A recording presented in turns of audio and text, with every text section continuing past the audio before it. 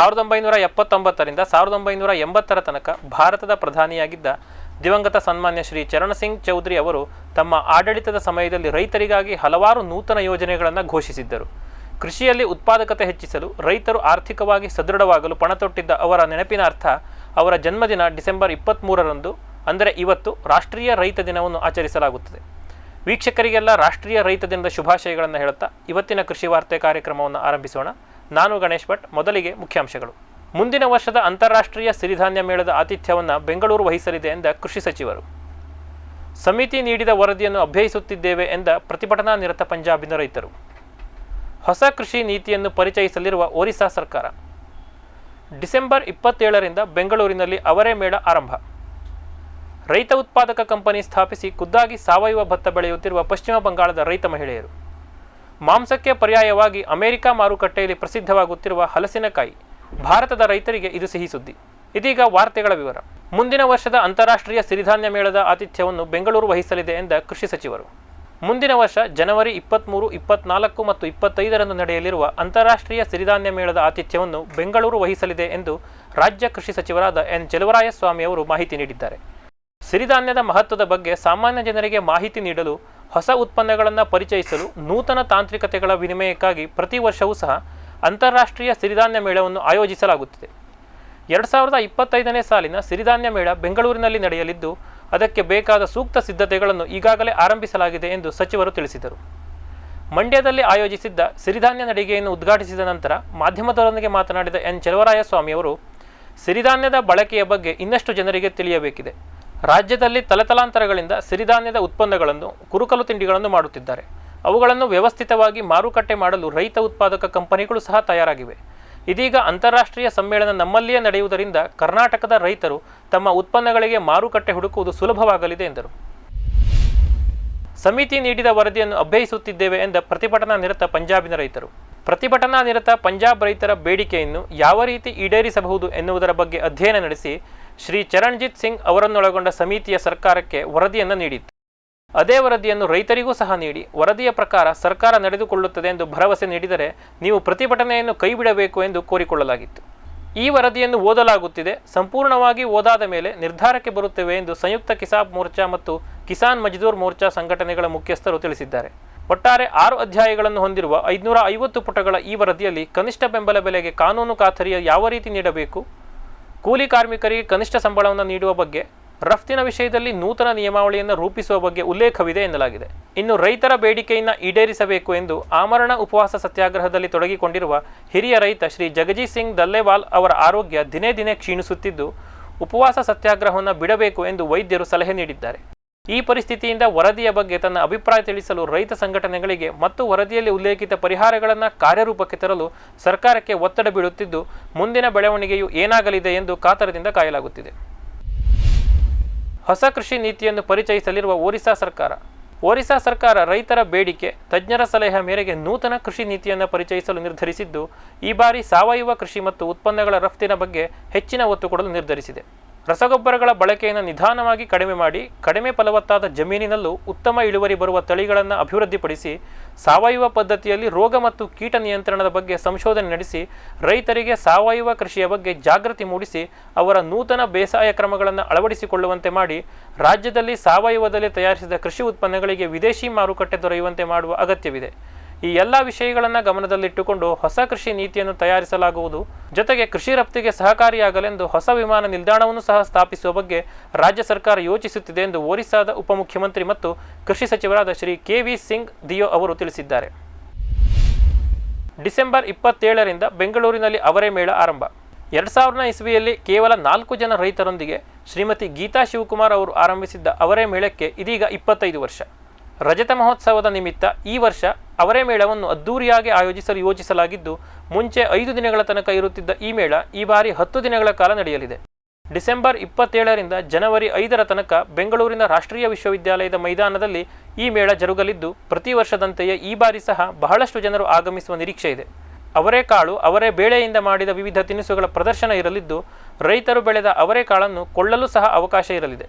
ಈ ಬಾರಿ ಸುಮಾರು 30 ಟನ್ಗಿಂತಲೂ ಹೆಚ್ಚು ಅವರೆಕಾಳನ್ನು ಸಾಮಾನ್ಯವಾಗಿ ಖರೀದಿಸುವ ಚಿಕ್ಕಬಳ್ಳಾಪುರ, ದೊಡ್ಡಬಳ್ಳಾಪುರ, ಮಾಗಡಿ, ರಾಮನಗರ, ಮೈಸೂರು, ನೆಲಮಂಗಲ ಭಾಗದ ರೈತರಿಂದ ಮತ್ತು ವಿಶೇಷವಾಗಿ ತುಮಕೂರು, ಚಾಮರಾಜನಗರ ಮತ್ತು ಹಾಸನದಿಂದ ಸಹ ಖರೀದಿಸಲಾಗಿದೆ. ರೈತರು ಬೆಳೆದ ಅವರೆಕಾಳನ್ನು ಮಾರಾಟ ಮಾಡುವುದು, ಅವರೆಕಾಳಿನ ವಿವಿಧ ತಿನಿಸನ್ನು ಜನಸಾಮಾನ್ಯರಿಗೆ ಪರಿಚಯಿಸುವುದು ಈ ಮೇಳದ ಮುಖ್ಯ ಉದ್ದೇಶ. ಡಿಸೆಂಬರ್ ಮತ್ತು ಜನವರಿ ಅವರೆಕಾಳಿನ ಮುಖ್ಯ ಕೊಯ್ಲಿನ ಸಮಯವಾಗಿದ್ದು, ಈ ಸಮಯದಲ್ಲಿ ಮೇಳ ಆಯೋಜಿಸುವುದರಿಂದ ರೈತರಿಗೆ ತಾವು ಬೆಳೆದ ಅವರೆಕಾಳಿಗೆ ಉತ್ತಮ ದರ ದೊರೆಯುತ್ತದೆ. ಈ ಮೇಳಕ್ಕೆ ಭೇಟಿ ನೀಡಲು ಹೆಸರು ನೋಂದಾಯಿಸುವುದು ಕಡ್ಡಾಯವಾಗಿದ್ದು, ಮೇಳದ ಗೇಟಿನಲ್ಲಿ ಅಥವಾ ಬುಕ್ ಮೈ ಶೋ ಆ್ಯಪ್ನ ಮುಖಾಂತರ ನೋಂದಣಿ ಪ್ರಕ್ರಿಯೆಯನ್ನು ಪೂರ್ತಿ ಮಾಡಿಕೊಳ್ಳಬಹುದು. ಇದೀಗ ಒಂದು ವಾಣಿಜ್ಯ ವಿರಾಮ. ವೆಟ್ಪೆಟ್ ಗಿಡಮೂಲಿಕಾ ಉತ್ಪನ್ನಗಳು. ಬೋವಿಟೋನ್ ವೆಟ್ 33 ಗಿಡಮೂಲಿಕೆಗಳ ಜಾನುವಾರು ಆರೋಗ್ಯವರ್ಧಕ ಟಾನಿಕ್. ದೂದ್ ಪ್ಲಸ್ ಅಧಿಕ ಹಾಲು, ಡಿಗ್ರಿ ಮತ್ತು ಫ್ಯಾಟ್, ರಾಸು ಸುಲಭವಾಗಿ ಹಾಲಿಳಿಸುತ್ತದೆ. ಫಾಸ್ಟ್ ಪ್ಲಸ್ ಗರಿಷ್ಠ ರಂಜಕ, ಕ್ಯಾಲ್ಸಿಯಂ, ಜೀವಸತ್ವಗಳು, ಖನಿಜಗಳು, ಪ್ರೋಬಯೋಟಿಕ್ಸ್ ಇತ್ಯಾದಿ. ಹಸು, ಎತ್ತು, ಎಮ್ಮೆ, ಕೋಣ, ಹಂದಿ, ಕುರಿ, ಆಡು, ಕೋಳಿಗಳಿಗೆ ವೆಟ್ ಪೆಟ್ ಫಾರ್ಮುಲೇಷನ್ಸ್ ಉತ್ಪಾದನೆ, ಶ್ರಮಜೀವಿಯಿಂದ ಸರಬರಾಜು. ಜಾಣ ಹೈನುಗಾರನ ಜಾಣ್ಮೆಯ ಆಯ್ಕೆ ವೆಟ್ ಪೆಟ್ ಉತ್ಪನ್ನಗಳು. ಬ್ಯಾರಿಕ್ ಸೆಂಟರ್ ಫೆರ್ಮೋನ್ ಟ್ರಾಪ್ಸ್ನೊಂದಿಗೆ ರೇನೋಸಾರಸ್ ದುಂಬಿ ಮತ್ತು ಕೆಂಪು ಮೂತಿ ಹುಳುಗಳಿಂದ ತೆಂಗು, ತಾಳೆ, ಅಡಿಕೆ ಮರಗಳ ಸಂರಕ್ಷಣೆ. ತರಕಾರಿ ಮತ್ತು ಹಣ್ಣಿನ ಬೆಳೆಗಳಲ್ಲಿ ಹಣ್ಣಿನ ನೊಣಗಳ ನಿಯಂತ್ರಣಕ್ಕೆ ಬ್ಯಾರಿಕ್ ಸ್ಕ್ಯಾಚ್ ಫ್ರೂಟ್ ಫ್ಲೈ ಹಾಗೂ ವೆಜಿಟೇಬಲ್ ಫ್ಲೈ ಟ್ರ್ಯಾಪ್. ರಸ ಹೀರುವ ಕೀಟಗಳನ್ನು ಹಿಡಿಯಲು ಬಣ್ಣದ ಕ್ರೋಮ್ಯಾಟಿಕ್ ಸ್ಟಿಕ್ಕಿ ಟ್ರ್ಯಾಪ್ಸ್. ಪೇಟೆಂಟ್ ಹೊಂದಿದ ತಂತ್ರಜ್ಞಾನ, ದೀರ್ಘಕಾಲದವರೆಗೂ ಬಾಳಿಕೆ. ಕೀಟನಾಶಕಗಳಿಗೆ ಪರ್ಯಾಯ, ಪರಿಸರಕ್ಕೆ ಪೂರಕ. ಸುಸ್ಥಿರ ಸಾವಯವ ಕೃಷಿಗಾಗಿ ಬ್ಯಾರಿಕ್ಸ್. ಸಮೃದ್ಧ ಸಾವಯವ ಗೊಬ್ಬರ, ಎಂಎಸ್ಜಿಪಿ ಮತ್ತು ಕೆಸಿಡಿಸಿ ಉತ್ಪಾದನೆ, ಫಾರ್ಮ್ ಟಿವಿಯಿಂದ ಸರಬರಾಜು. ಅತಿ ಕಡಿಮೆ ಬೆಲೆಗೆ ಅತ್ಯುತ್ತಮ ಗೊಬ್ಬರ. ಇಲ್ಲ ಭಾರಲೋಹ, ಕೃಷಿ ವಿಶ್ವವಿದ್ಯಾಲಯದಿಂದ ಪರೀಕ್ಷಿತ. ಸಾವಯವ ಇಂಗಾಲ, ಎನ್ಪಿಕೆ, ಪಿಎಚ್, ಇಸಿ ಎಲ್ಲ ನಿಗದಿತ ಮಿತಿಯಲ್ಲಿ. ಅಡಿಕೆ, ತೆಂಗು, ಬಾಳೆ, ಕಾಫಿ, ದಾಳಿಂಬೆ, ದ್ರಾಕ್ಷಿ, ಕಬ್ಬು, ಭತ್ತ, ಜೋಳ, ಹತ್ತಿ ಹೀಗೆ ಎಲ್ಲಾ ಬೆಳೆಗಳಿಗೂ ಪ್ರಶಸ್ತ. ಜೀವಂತ ಮಣ್ಣು, ಸಮೃದ್ಧ ಬೆಳೆ. ಅತ್ಯಧಿಕ ಲಾಭಕ್ಕೆ ಬಳಸಿ ಸಿಟಿ ಕಾಂಪೋಸ್ಟ್. ವೆಟ್ ಪೆಟ್ ಗಿಡಮೂಲಿಕಾ ಉತ್ಪನ್ನಗಳು. ಮೇಷ ಟಾನಿಕ್, ಕುರಿ ಮತ್ತು ಆಡುಗಳ ಒತ್ತಡ, ರೋಗ, ಕ್ರಿಮಿ ನಿವಾರಕ, ಹೆಚ್ಚಿನ ಬೆಳವಣಿಗೆ. ಕುಕ್ಕುಟ ಟಾನಿಕ್, ಕಡಿಮೆ ಆಹಾರ, ಉತ್ತಮ ಆರೋಗ್ಯ, ಕೋಳಿಗಳ ಅಧಿಕ ಬೆಳವಣಿಗೆ. ಕೆಚ್ಚಲು ಕೇರ್, ಕೆಚ್ಚಲು ಬಾವು ಬರದಂತೆ ತಡೆಯಲು, ಬಂದರೆ ಬಾವು ನೋವು ಶಮನಕ್ಕೆ. ವೆಟ್ಪೆಟ್ ಉತ್ಪಾದನೆ, ಶ್ರಮಜೀವಿಯಿಂದ ಸರಬರಾಜು.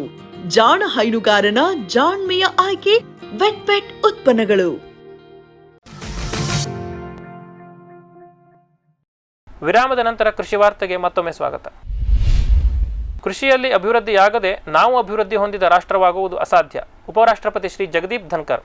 ಕೃಷಿ, ಗ್ರಾಮಾಭಿವೃದ್ಧಿ ಮತ್ತು ಮಾಧ್ಯಮ ವಲಯದಲ್ಲಿ ಸಾಧನೆಗೈದವರಿಗೆ 2024ನೇ ಸಾಲಿನ ಚೌಧರಿ ಚರಣ್ ಸಿಂಗ್ ಪ್ರಶಸ್ತಿಯನ್ನು ನೀಡಿ ಕಾರ್ಯಕ್ರಮದಲ್ಲಿ ಭಾಗವಹಿಸಿದವರನ್ನು ಉದ್ದೇಶಿಸಿ ಮಾತನಾಡಿದ ಉಪರಾಷ್ಟ್ರಪತಿಯಾದಂಥ ಸನ್ಮಾನ್ಯ ಶ್ರೀ ಜಗದೀಪ್ ಧನ್ಕರ್ ಅವರು, ಕೃಷಿ, ರೈತ ಮತ್ತು ಗ್ರಾಮಗಳು ಭಾರತದ ಅವಿಭಾಜ್ಯ ಅಂಗ. ಕೃಷಿಯಲ್ಲಿ ಇರುವ ಸಮಸ್ಯೆಯನ್ನು ನೀಗಿಸಿ ರೈತನ ಆದಾಯ ಹೆಚ್ಚಿಸಿ ಗ್ರಾಮಗಳ ಅಭಿವೃದ್ಧಿ ಮಾಡದೇ ಹೋದರೆ ಭಾರತ ಅಭಿವೃದ್ಧಿ ಆಗುವುದು ದೂರದ ಮಾತು ಎಂದರು. ದೇಶದ 60% ಜನರು ಗ್ರಾಮದಲ್ಲೇ ವಾಸವಾಗಿದ್ದಾರೆ. ಅದರಲ್ಲಿ ಬಹುತೇಕರು ರೈತಾಪಿಗಳು. ದೇಶ ಮುನ್ನಡೆಯಬೇಕು ಎಂದರೆ ಮೊದಲು ರೈತರು ಮುನ್ನೆಲೆಗೆ ಬರಬೇಕು.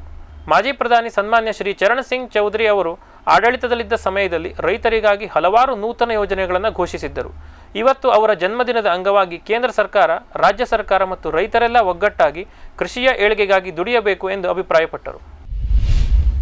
ಬೇಳೆಕಾಳುಗಳ ಬೆಲೆ ತಗ್ಗಿಸಿ ಎಂದು ಚಿಲ್ಲರೆ ವ್ಯಾಪಾರಿಗಳಿಗೆ ತಾಕೀತು ಮಾಡಿದ ಸರ್ಕಾರ. ಉತ್ತಮ ಇಳುವರಿ ಮತ್ತು ಒಳ್ಳೆಯ ರಫ್ತಿನ ಕಾರಣ ಏರುತ್ತಲೇ ಇದ್ದ ಬೇಳೆಕಾಳಿನ ಬೆಲೆ ಕಡಿಮೆಯಾಗತೊಡಗಿದೆ. ಕಳೆದ 1 ತಿಂಗಳ ಅವಧಿಯಲ್ಲಿ ಸುಮಾರು 15-20% ದರ ಕಡಿಮೆಯಾಗಿದೆ. ಸರ್ಕಾರ ಈಗಾಗಲೇ ಸಗಟು ವ್ಯಾಪಾರಿಗಳಿಗೆ ಬೆಲೆ ಇಳಿಸಲು ಆದೇಶಿಸಿದೆ. ಸರ್ಕಾರ ಹೇಳಿದಂತೆಯೇ ಮಾಡಿರುವ ಸಗಟು ವ್ಯಾಪಾರಿಗಳು ಮಾರುಕಟ್ಟೆಯ ಬೇಡಿಕೆಯ ಆಧಾರದ ಮೇಲೆ ಬೇಳೆಕಾಳುಗಳ ಬೆಲೆಯನ್ನು ನಿರ್ಧರಿಸುತ್ತಿದ್ದಾರೆ. ಆದರೆ ಚಿಲ್ಲರೆ ವ್ಯಾಪಾರಿಗಳು ಮಾತ್ರ ಬೆಲೆ ಇಳಿಸದೆ ಗ್ರಾಹಕರಿಗೆ ಹೆಚ್ಚಿನ ದರಕ್ಕೆ ಮಾರಿ ಅಧಿಕ ಲಾಭ ಗಳಿಸುತ್ತಿದ್ದಾರೆ. ಇದನ್ನು ತಪ್ಪಿಸಲು ಚಿಲ್ಲರೆ ವ್ಯಾಪಾರಿಗಳು ಸಹ 15% ಬೆಲೆಯನ್ನು ಇಳಿಸಬೇಕು ಎಂದು ಸರ್ಕಾರ ತಾಕೀತು ಮಾಡಿದೆ. ಅಕಸ್ಮಾತ್ ಬೆಲೆ ಕಡಿಮೆ ಆಗದೇ ಇದ್ದರೆ ಭಾರತ್ ಬ್ರ್ಯಾಂಡ್ನ ಮೂಲಕ ಮಾರುತ್ತಿರುವ ಬೇಳೆಕಾಳುಗಳ ಬೆಲೆಯನ್ನು ಸಹ ಸರ್ಕಾರ ಏರಿಸಲಿದೆ. ಇದು ಗ್ರಾಹಕರಿಗೆ ಇನ್ನಷ್ಟು ತಲೆನೋವು ತರುವ ವಿಚಾರವಾಗಿದೆ. ರೈತ ಉತ್ಪಾದಕ ಕಂಪನಿ ಸ್ಥಾಪಿಸಿ ಖುದ್ದಾಗಿ ಸಾವಯವ ಭತ್ತ ಬೆಳೆಯುತ್ತಿರುವ ಪಶ್ಚಿಮ ಬಂಗಾಳದ ರೈತ ಮಹಿಳೆಯರು. ಪಶ್ಚಿಮ ಬಂಗಾಳದ ಝರ್ಗ್ರಾಮ್ ಜಿಲ್ಲೆಯ ರೈತ ಮಹಿಳೆಯರು ತಮ್ಮದೇ ಆದ ನೂತನ ರೈತ ಉತ್ಪಾದಕ ಕಂಪನಿಯನ್ನು ಸ್ಥಾಪಿಸಿ ಸಾವಯವ ಪದ್ಧತಿಯಲ್ಲಿ ಭತ್ತ ಬೆಳೆದು ತಾವೇ ಮಾರಾಟ ಮಾಡಿ ಅತ್ಯುತ್ತಮ ಲಾಭ ಗಳಿಸುತ್ತಿದ್ದಾರೆ. FPO ಮೂಲಕ ಮಹಿಳೆಯರಿಗೆ ಸಾವಯವ ಬೇಸಾಯದ ಬಗ್ಗೆ ಮಾಹಿತಿ ನೀಡಿ ಪ್ರಮಾಣ ಪತ್ರ ಮಾಡಿಸಿಕೊಟ್ಟು ಭತ್ತ ಬೆಳೆಯಲು ಉತ್ತೇಜಿಸಲಾಗುತ್ತಿದೆ. ಕೇರಳ ಸುಂದರಿ, ಸ್ವರ್ಣಾದಂತಹ ಸ್ಥಳೀಯ ತಳಿಗಳನ್ನೇ ಅತಿ ಹೆಚ್ಚು ಬೆಳೆಯಲಾಗುತ್ತಿದೆಯಾದ್ದರಿಂದ ಇವರ ಭತ್ತಕ್ಕೆ ಉತ್ತಮ ಬೇಡಿಕೆ ಇದೆ. ಇದೆಲ್ಲದರ ಪರಿಣಾಮವಾಗಿ ರೈತ ಮಹಿಳೆಯರು ಆರ್ಥಿಕವಾಗಿ ಸದೃಢ ಮತ್ತು ಸ್ವಾತಂತ್ರ್ಯವಾಗಿದ್ದಾರೆ. ಸಣ್ಣ ಪುಟ್ಟ ಕಾರ್ಯಗಳಿಗೂ ಸಹ ಪತಿಯ ಮುಂದೆ ನಿಂತು ಹಣ ಯಾಚಿಸುವ ಬದಲು ತಾವೇ ಬೆಳೆ ಬೆಳೆದು ಲಾಭ ಗಳಿಸಿ ತಮ್ಮ ಕುಟುಂಬವನ್ನು ಮುನ್ನಡೆಸುತ್ತಿರುವ ಇವರು ಎಲ್ಲ ರೈತ ಮಹಿಳೆಯರಿಗೂ ಸಹ ಮಾದರಿಯಾಗಿದ್ದಾರೆ. ಮಾಂಸಕ್ಕೆ ಪರ್ಯಾಯವಾಗಿ ಅಮೆರಿಕ ಮಾರುಕಟ್ಟೆಯಲ್ಲಿ ಪ್ರಸಿದ್ಧವಾಗುತ್ತಿರುವ ಹಲಸಿನಕಾಯಿ ಭಾರತದ ರೈತರಿಗೆ ಇದು ಸಿಹಿ ಸುದ್ದಿ. ಭಾರತ ಸೇರಿದಂತೆ ದಕ್ಷಿಣ ಏಷ್ಯಾದ ದೇಶಗಳಲ್ಲಿ ಬಹಳ ಪ್ರಸಿದ್ಧವಾಗಿರುವ ಹಲಸಿನ ಹಣ್ಣಿಗೆ ಸರಿಯಾದ ಮಾರುಕಟ್ಟೆ ಇಲ್ಲ. ಹಲಸಿನ ತವರೂರಾದ ಏಷ್ಯಾದಲ್ಲೇ ಇದನ್ನು ಮಾರುವುದು ಕಷ್ಟ. ಇನ್ನು ಯುರೋಪ್ ಮತ್ತು ಅಮೆರಿಕಾದ ಮಾರುಕಟ್ಟೆಯಲ್ಲಂತೂ ಹಲಸಿನ ಹಣ್ಣು ಕಾಣಸಿಗುವುದು ಅಪರೂಪ. ಆದರೆ ಇತ್ತೀಚಿನ ಕೆಲ ವರ್ಷಗಳಲ್ಲಿ ಹಲಸಿನಕಾಯಿಯ ತೊಳೆ ಮಾಂಸಕ್ಕೆ ಪರ್ಯಾಯವಾಗಿ ಆ ದೇಶಗಳಲ್ಲಿ ಬಹಳ ಪ್ರಸಿದ್ಧವಾಗುತ್ತಿದೆ. ಅತ್ಯುತ್ತಮ ಪೌಷ್ಟಿಕಾಂಶ ಇರುವ ಹಲಸಿನಕಾಯಿ ತಿನ್ನಲು ಮಾಂಸದ ತರಹವೇ ಇರುವುದರಿಂದ ವಿದೇಶಿಗರಿಗೆ ಹೆಚ್ಚು ಇಷ್ಟವಾಗುತ್ತಿದೆ. ಭಾರತದಿಂದ ಹಲಸಿನ ಹಣ್ಣುಗಳನ್ನು ತೆಗೆದುಕೊಂಡು ಹೋಗಿ ಬ್ರೆಜಿಲ್ ದೇಶ ತಾನು ಬೆಳೆಸಿ ಅಮೆರಿಕಾಗೆ ಹಲಸಿನಕಾಯಿಯನ್ನು ತರಕಾರಿಯಾಗಿ ರಫ್ತು ಮಾಡುತ್ತಿದೆ. ಅಮೆರಿಕಾದ ದಿ ಜಾಕ್ಫ್ರೂಟ್ ಕಂಪನಿ ಮತ್ತು ಕರ್ಣಾ ಕಂಪನಿಗಳು ಹೆಚ್ಚುತ್ತಿರುವ ಬೇಡಿಕೆಯನ್ನು ಗಮನಿಸಿ ನೇರವಾಗಿ ಭಾರತದಿಂದ ಹಲಸಿನಕಾಯಿಯ ಕ್ಯಾನಡ್ ಉತ್ಪನ್ನಗಳನ್ನು ಆಮದು ಮಾಡಿಕೊಳ್ಳಲು ನಿರ್ಧರಿಸಿದೆ. ಈ ಎಲ್ಲ ಬೆಳವಣಿಗೆಯಿಂದ ಇನ್ನು ಕೆಲವೇ ತಿಂಗಳುಗಳಲ್ಲಿ ಭಾರತದಲ್ಲೂ ಸಹ ಹಲಸಿನಕಾಯಿಯ ಸಂಸ್ಕರಣಾ ಘಟಕಗಳು ತಲೆ ಎತ್ತಿ ಹಣ್ಣಿಗೆ ಇಲ್ಲದ ಮೌಲ್ಯ ಕಾಯಿಯ ತೊಳೆಗಳಿಗೆ ಬರುವ ಸಾಧ್ಯತೆ ಇದೆ. ಹಾಗೇನಾದರೂ ಆದಲ್ಲಿ ಇದೀಗ ತೋಟದಲ್ಲಿ ಒಂದೋ ಎರಡೋ ಇರುವ ಹಲಸು ಒಂದು ಮುಖ್ಯ ಬೆಳೆಯಾಗಿ ಬರುವ ದಿನಗಳು ದೂರ ಇಲ್ಲ ಎನ್ನಲಾಗಿದೆ. ಇವಿಷ್ಟು ಇವತ್ತಿನ ಕೃಷಿ ವಾರ್ತೆ. ನಿರಂತರ ಕೃಷಿ ಕುರಿತಾದ ಕಾರ್ಯಕ್ರಮಗಳಿಗಾಗಿ ವೀಕ್ಷಿಸಿ ಫಾರ್ಮ್ ಟಿವಿ. ನಮಸ್ಕಾರ.